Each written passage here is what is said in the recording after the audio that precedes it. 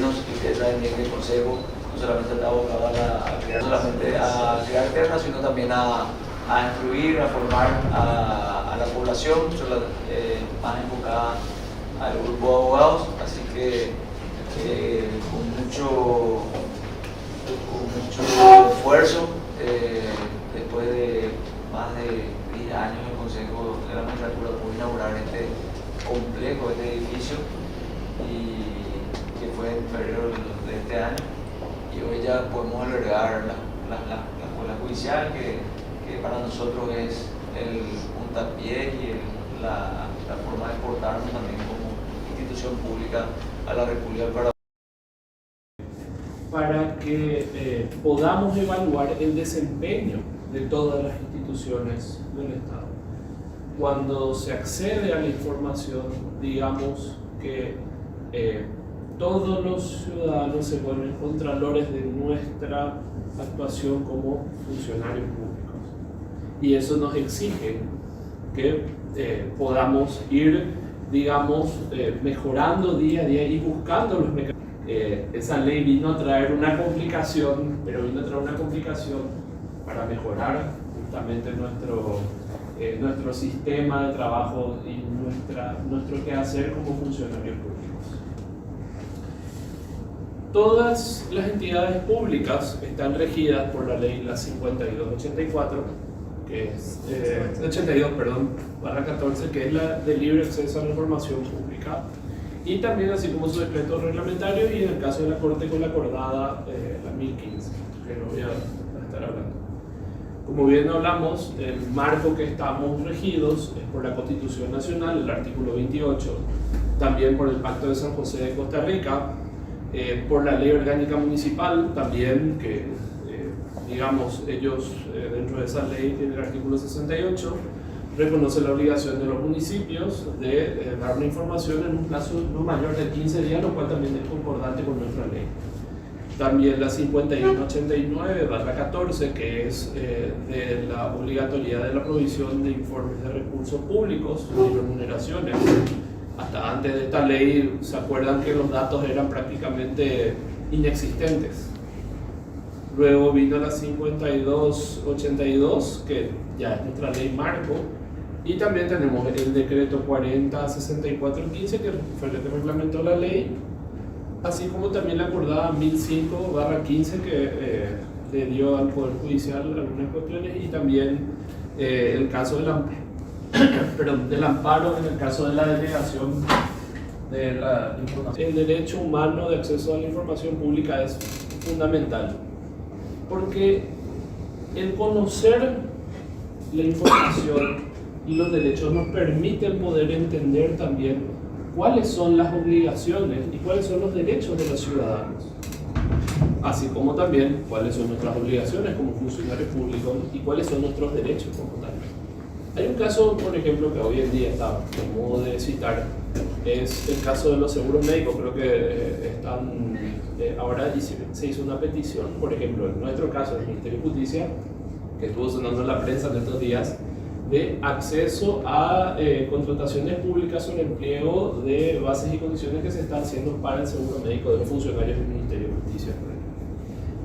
Nos solicitaron, y sí, efectivamente corresponde por el derecho de acceso que los funcionarios del sindicato puedan saber en qué se está basando ese pliego de bases. O sea, no es solamente la ciudadanía común, sino también nosotros como funcionarios públicos podemos acceder a ciertas informaciones que también son de carácter, bueno, no ciertas, ¿verdad? O sea, siempre que no esté en el marco de reservados, puede accederse libremente, ¿verdad? Entonces, digamos que la información pública como derecho humano es fundamental, porque justamente lo que hace es que podamos auditar el trabajo de nuestros jefes, en el caso de nuestros funcionarios, pero también a la ciudadanía también poder entender todo lo que hay, y eso también va generando nuevos derechos y nuevas obligaciones. Es importante en consecuencia que las fuentes públicas a través de la Oficina de Acceso a la Información puedan tener acceso a todo lo que va. Y acá justamente había encontrado una imagen que es muy representativa de lo que nosotros hacemos. ¿Por qué? Porque todos los ciudadanos tienen alguna pregunta que hacer, hacen y va justamente a cada ente del Estado, digamos, a modo de... Porque dice que reconoce el derecho de las personas a recibir información veraz, responsable y ecuánime. Las fuentes públicas de información son libres para todos, regula las modalidades de los plazos, sanciones que corresponden a la misma, a fin de que el derecho sea efectivo. También expresa que toda persona afectada en la difusión de una información falsa, distorsionada o ambigua tiene derecho a exigir su rectificación, su aclaración por el medio y en las mismas condiciones de que haya sido divulgada sin perjuicio de los derechos compensatorios.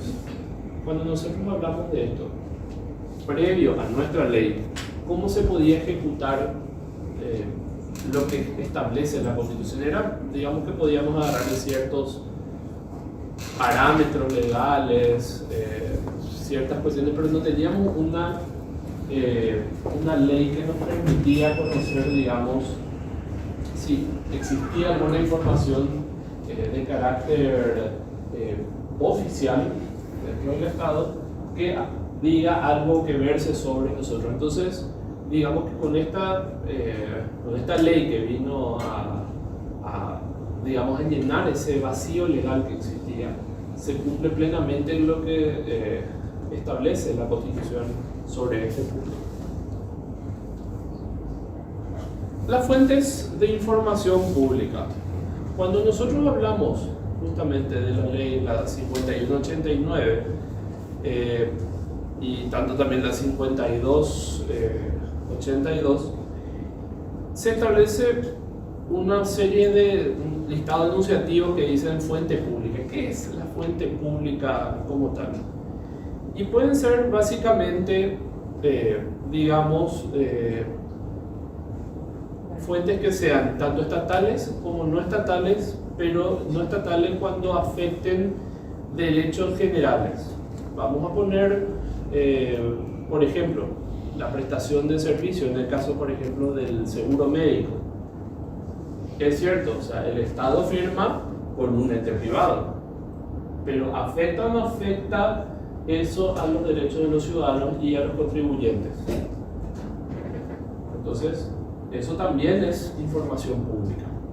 Todo lo que tenga que ver con contrataciones públicas y todo lo demás es información pública.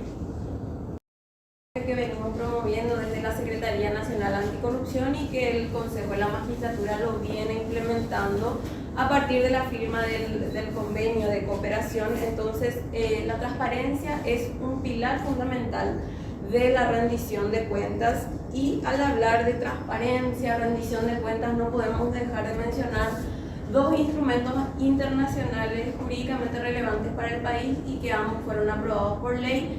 Una es la Convención Interamericana de Lucha contra la Corrupción, que tiene un fuerte enfoque preventivo, hace un especial énfasis y un llamado a los estados partes a tomar las medidas necesarias para prevenir la corrupción. Tanto la transparencia como la rendición de cuentas y otras herramientas que voy a estar mencionando hacen a la prevención y a la lucha contra la corrupción, ya que todos sabemos los efectos nefastos que tiene dentro del país y también para las personas que lo sufren, ¿verdad? Entonces, la corrupción nos afecta a todos y el día de mañana cualquiera de nosotros también puede ser afectado por un hecho de corrupción.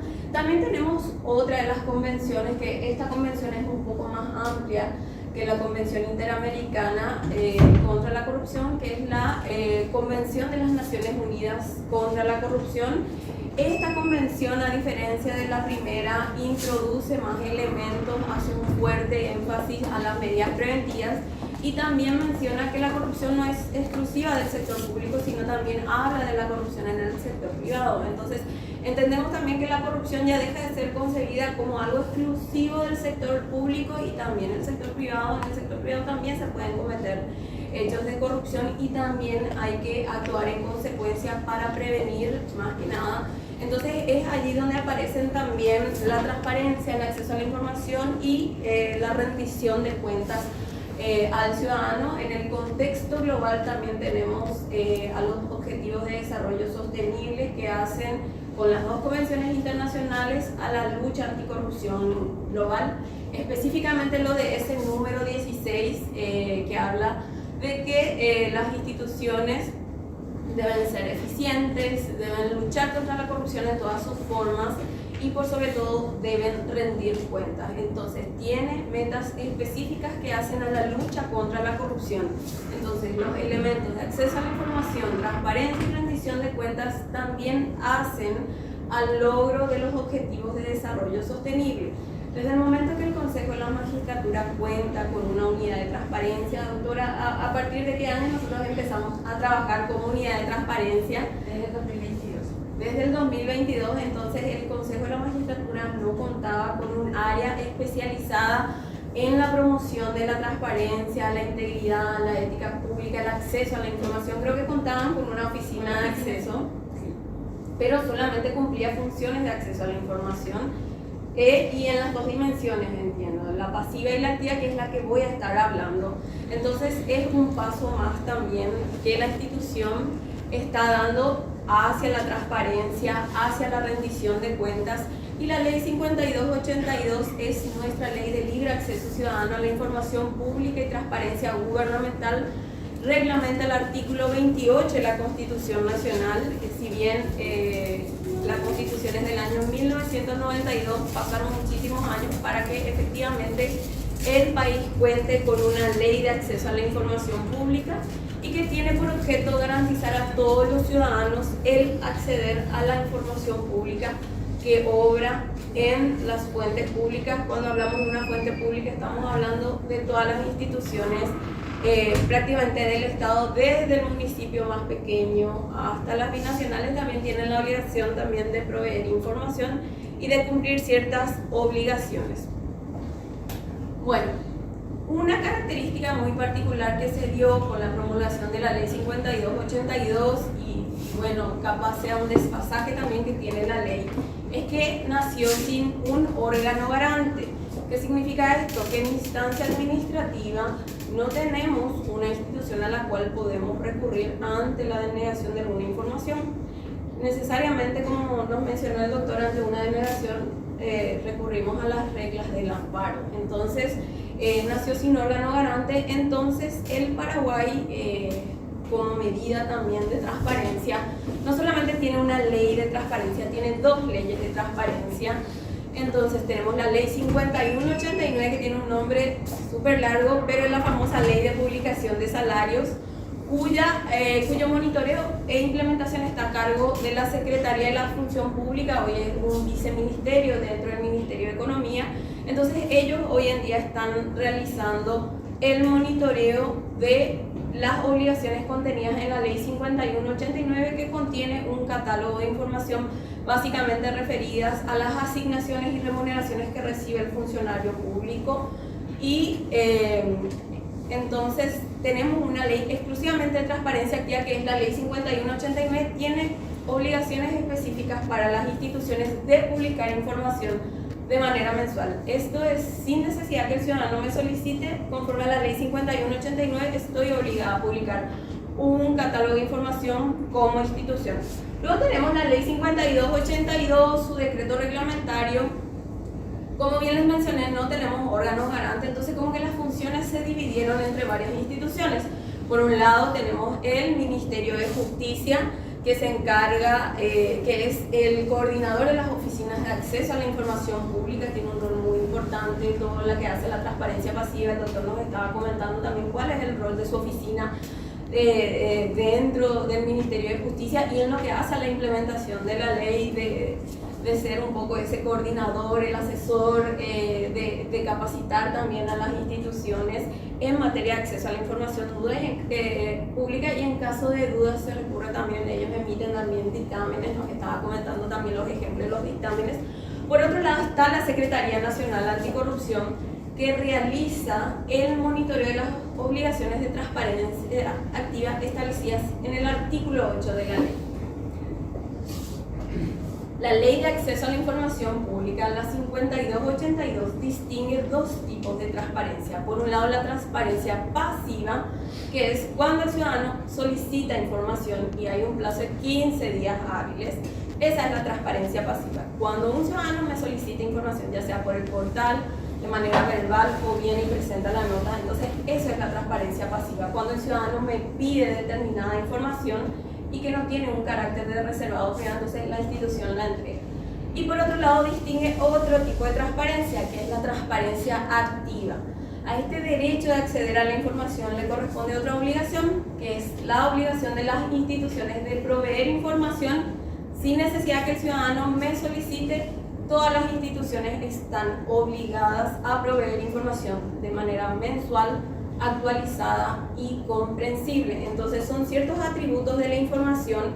Generalmente preguntan por qué tenemos dos leyes, porque incluso hay varios ítems, varios incisos. Por ejemplo, en la ley 5189 también pide nóminas, en la ley 5282 también suele pedir, también está el concepto de nóminas, viáticos. Hay ítems que son comunes, pero es un refuerzo que en su momento se hizo para que efectivamente el ciudadano pueda acceder a la información que considera relevante, y más cuando son recursos públicos. Toda la información está a disposición y al servicio de la ciudadanía, y dentro de las instituciones todas están obligadas a cumplir las dos dimensiones. Desde la Secretaría Nacional Anticorrupción trabajamos con las unidades de transparencia y anticorrupción que cumplen también funciones de acceso a la información pública, o dentro de su estructura organizacional cuentan con una dependencia que cumplen las funciones de acceso a la información pública. No sé, doctora, si querés comentar cómo es hoy en día la organización dentro del Consejo de la Magistratura, lo que hace la unidad de transparencia y la Oficina de Acceso a la Información Pública, y cómo eso se consolidó dentro de la institución, un poco para que comprendan también el rol que tiene la unidad de transparencia y el rol de las oficinas de acceso.